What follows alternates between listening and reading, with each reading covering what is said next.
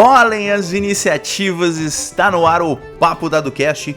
Eu sou Henrique Miller, o seu anfitrião, mestre, narrador, guardião, seja lá qual sistema você joga, esse aqui é o seu podcast de RPG.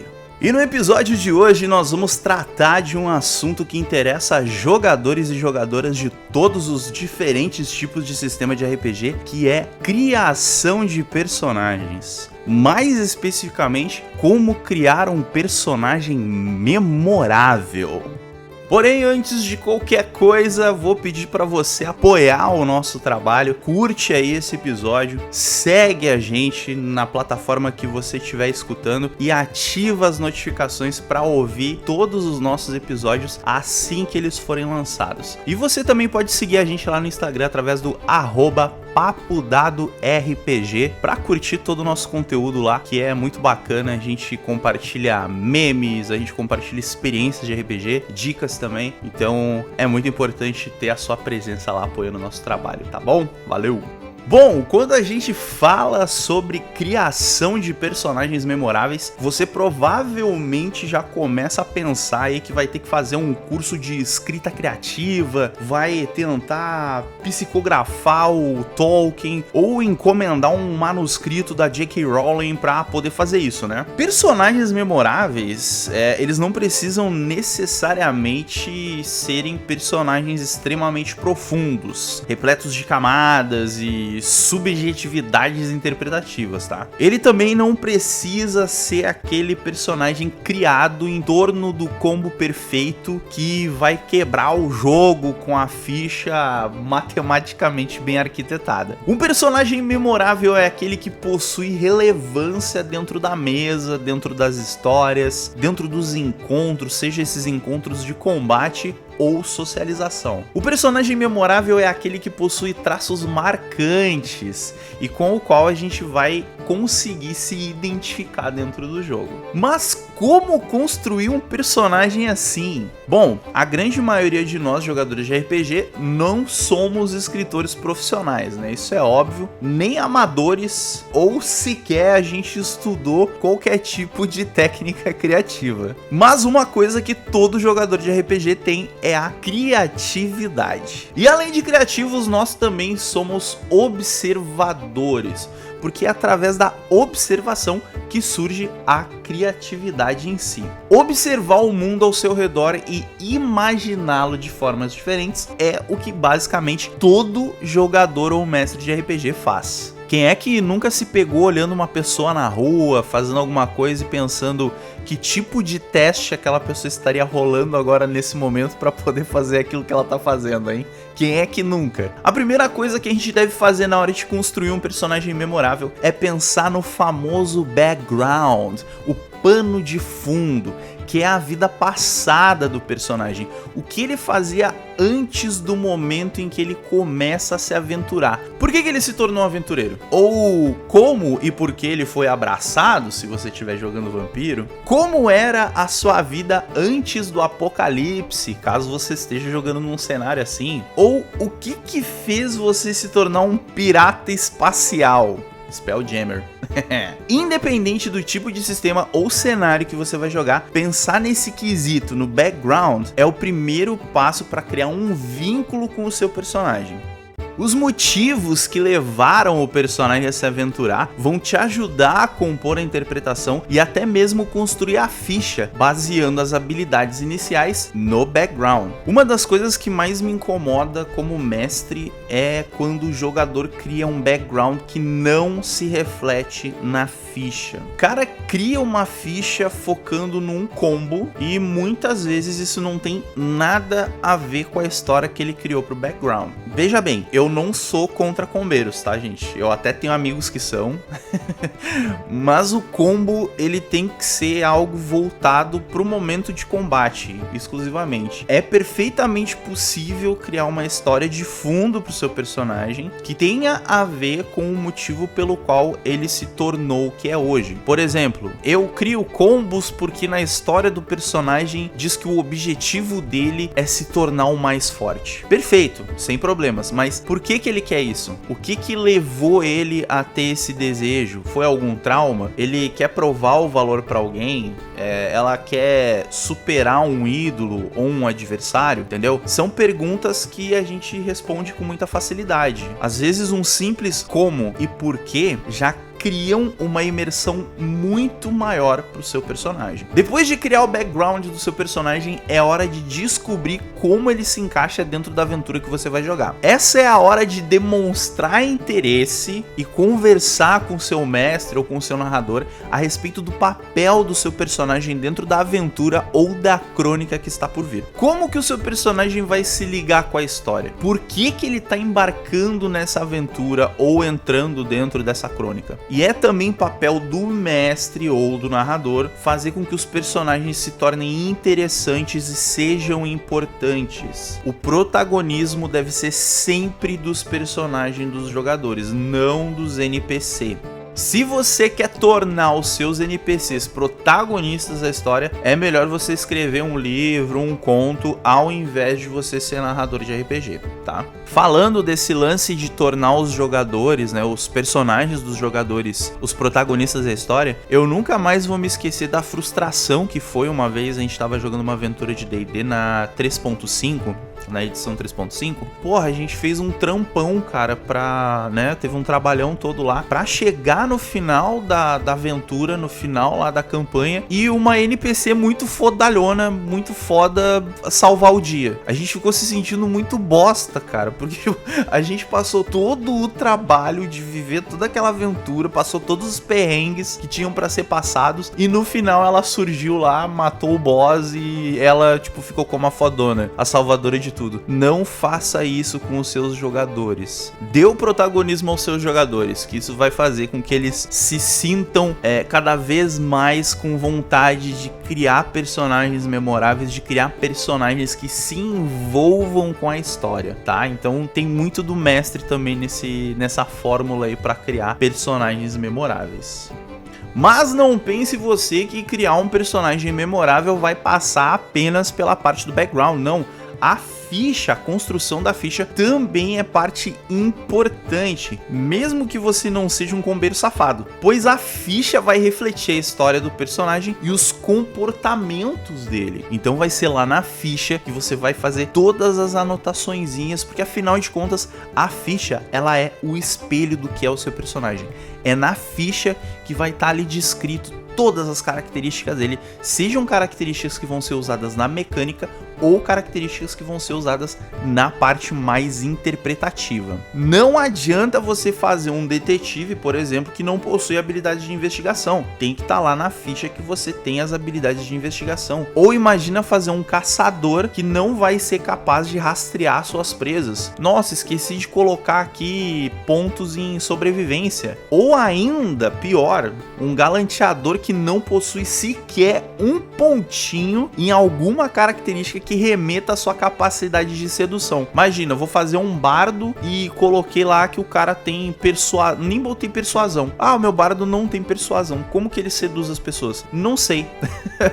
Então a ficha, ela vai sim refletir a sua interpretação. Afinal de contas, a ficha, ela é o canal que você utiliza para fazer com que a personalidade do seu personagem seja refletida nas jogadas de aleatoriedade. Outra coisa que é muito importante no momento da criação do personagem e que vai ajudar você e os outros jogadores, assim como também o seu mestre, a se identificar com ele, é uma imagem que o represente. Só que a gente sabe que a grande maioria das pessoas não tem dons artísticos e também não possui o tempo ou o interesse para se dedicar a aprender a desenhar única e exclusivamente para desenhar o seu próprio personagem de RPG. É o meu caso, por exemplo. Felizmente, hoje em dia a gente conta com diversos sites e aplicativos que criam imagens através da inteligência artificial. Isso é sensacional, cara. E aí você pode usar um desses sites para criar o seu personagem e deixar ele do jeitinho que você imagina. Eu, por exemplo, eu tenho um gnomo artífice que o nome dele é Tommy Sparkles. E aí eu criei ele inspirado no Homem de Ferro, que ele é um artífice armoreiro, e eu usei a inteligência artificial para criar a imagem dele parecida com a do Robert Downey Jr., em versão gnomo. Pra quem não sabe, Robert Downey Jr. é o ator que interpreta o Tony Stark no Homem de Ferro, da Marvel. E aí eu coloquei na ficha dele que ele é conhecido como Gnomo de Ferro. Sim, eu fiz isso, porque ele anda com a armadurinha mágica dele, ele pra tudo quanto é lugar. E a personalidade dele também eu baseei um pouco na personalidade do Tony Stark, né? O nome dele é Tommy Sparkles, Tony Stark. Enfim, a gente pode se valer de inúmeras inspirações na hora de criar o nosso personagem. Mas eu acho que o que mais pega a galera na hora de fazer um personagem bacana, memorável, é o roleplay, o famoso roleplay, a interpretação. Especialmente depois que começaram a surgir os programas de RPG no YouTube, né? Onde a gente vê atores profissionais jogando. Isso dá uma certa insegurança na hora de criar o personagem, de fazer a interpretação. Eu já vi gente deixando de criar um bardo ou um mago devido a uma certa complexidade na interpretação e acabou indo de guerreiro ou de bárbaro porque seriam teoricamente mais fáceis de interpretar. Os dois pontos de vista estão errados. Essa ideia de que criar um bardo, ou um mago, ou que seja um clérigo, é difícil e demanda experiência por parte do jogador. Eu já vi isso acontecer no Vampiro também, a galera escolhendo Bruhá, porque coloca na cabeça que todo Bruhá é um brutamontes brigão que não precisa pensar muito, quando todo mundo sabe que na verdade esses são os gangrel, né? Não, tô brincando. É zoeira, gente, eu curto gangrel, tá? Acho muito legal, principalmente depois que eles aprendem a mijar na caixinha de areia. Aí é sensacional, é o meu clã favorito.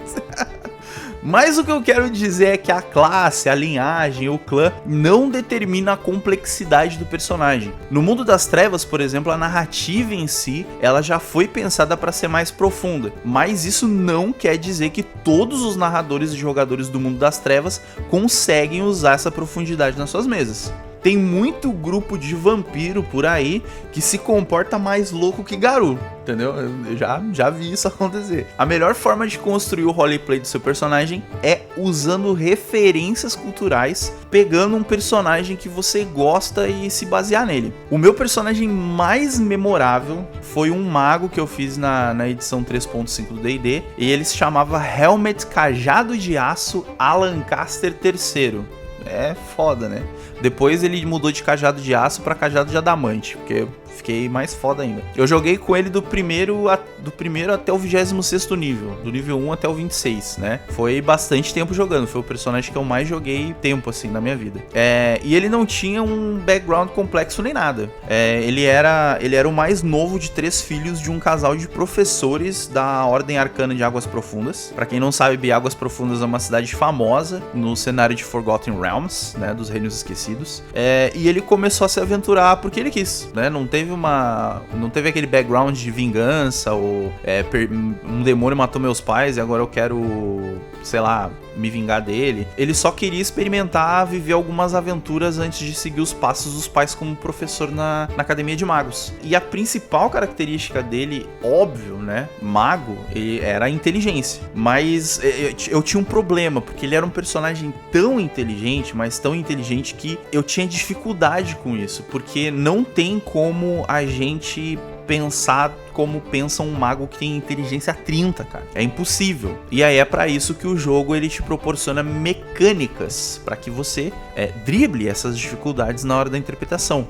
Você não precisa, por exemplo, ser um exímio galanteador, né? Mas você pode tentar se esforçar, claro, no roleplay, o melhor que puder e contar com a sorte nos dados para que o seu flerte funcione. E a história depois ela vai ser lembrada, como por exemplo a vez que o bardo convenceu o dragão a não matar o grupo carbonizado com uma mentira deslavada que só a sorte nos dados poderia fazer emplacar. E caso você seja narrador ou mestre, não cobre dos seus jogadores que eles façam as coisas exatamente como seus personagens deveriam fazer. Não tem como emular na vida real um atributo de nível alto, como uma inteligência 18 ou um raciocínio 5, no caso do Mundo Mundo das Trevas. Vocês têm que lembrar que o RPG ele ainda é um jogo de dados, e os dados eles têm um papel crucial dentro do jogo. Então não fica naquela tipo assim, teu bardo tem carisma 20, não vamos rolar dado. Tu vai ter que fazer uma interpretação aí que convença o cara a fazer o que tu quer, porque tu tem carisma 20. Não é o jogador que tem carisma 20, gente, é o personagem. Os dados eles estão ali pra isso, pra ajudar a gente